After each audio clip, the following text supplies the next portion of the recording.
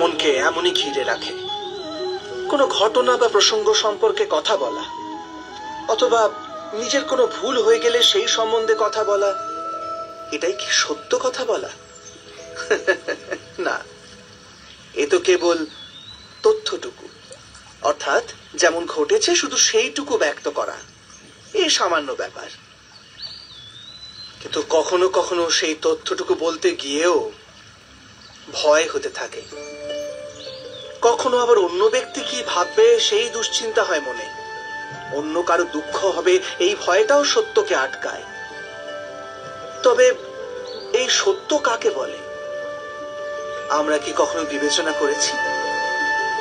যখন ভয়কে তুচ্ছ করেও কোনো তথ্য বলে দেওয়া হয়, তবে তাকে সত্য বলা হয়।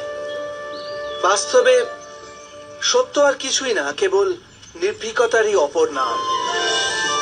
আর নির্ভীক হবার কোনো সময় হয় না, কারণ নির্ভীকতা আত্মারই এক স্বভাব।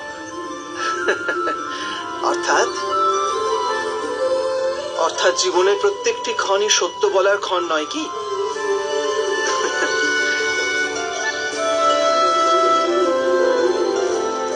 স্বয়ং বিচার করুন।